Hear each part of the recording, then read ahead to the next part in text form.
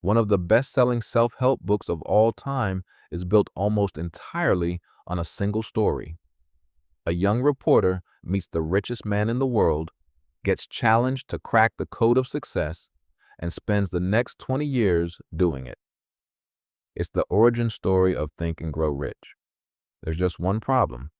Historians have spent decades trying to prove it happened, and they can't find any evidence that it did. Here's the story as Napoleon Hill told it. In 1908, Hill was a young journalist sent to interview steel magnate Andrew Carnegie, at the time one of the richest men on earth. According to Hill, the interview was supposed to last 3 hours. Instead, Carnegie invited him to stay for an entire weekend at his mansion. By the end of it, Carnegie allegedly gave him a challenge: spend the next 20 years interviewing the most successful people in America. Henry Ford, Thomas Edison, Alexander Graham Bell, John D. Rockefeller, and distill what you learn into a formula anyone could use to build wealth. Hill said he accepted the challenge in under 60 seconds, and that moment became the foundation for everything he wrote afterward, including Think and Grow Rich in 1937. Here's where it gets strange. Carnegie died in 1919. Hill didn't start publicly telling this story in detail until years after Carnegie could no longer confirm or deny any of it. Carnegie never mentioned Hill in his own writings, letters, or any of his biographies. Historian David Nasaw, one of Carnegie's most respected biographers, has said he found no evidence of any kind that the two men ever met. No letters, no mention in Carnegie's extensive personal records, no documentation in the mansion's guest book tradition of the era. For a meeting that supposedly kicked off a 20-year research project, there's remarkably nothing on paper from Carnegie's side. This isn't the only questionable claim in Hill's career. He also claimed close relationships and interviews with Edison, Ford, and Rockefeller as part of his 20-year research project, claims that biographers have similarly struggled to verify.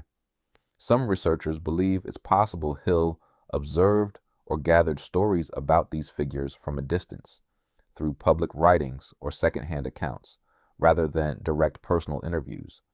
But the scale of the research project Hill described and the specific dramatic framing of the Carnegie meeting doesn't match the documentary record. To be fair, Hill wasn't formally trained as a researcher. He worked as a motivational writer and lecturer, using anecdotes and inspirational storytelling as his primary tool. Here's what makes this story genuinely interesting, instead of just a simple debunking. Think and Grow Rich has sold over 100 million copies and is still recommended by entrepreneurs, coaches, and business leaders today. Whether or not the Carnegie meeting happened exactly as described, the ideas in the book, persistence, focused desire, structured goal setting, have resonated with millions of readers for nearly 90 years. It raises a real question worth sitting with. Does it matter if the origin story of a book is true, if the ideas inside genuinely helped people, or does the credibility of the messenger matter just as much as the message itself? This kind of myth-making wasn't unique to Hill. It's a pattern that shows up across the self-help genre even today. A compelling origin story sells better than, I read a lot of research and came to some conclusions.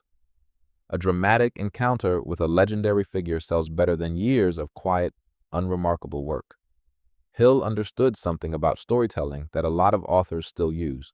People don't just buy ideas, they buy narrative. So the next time you pick up a self-help book with an incredible origin story, it's worth asking, is this documented? Or is this just a great story? Sometimes both can be true. Sometimes only one of them is. If you found this as fascinating as I did, hit subscribe. Next week, I'm covering the self-published book that every publisher in New York rejected, and somehow still became one of the best-selling finance books in history. But before you go, drop a comment and tell me, does knowing the origin story is disputed change how you see the book? I read every single one, and if you want another story just like this one, right now, click the video on your screen. You're going to want to see this next.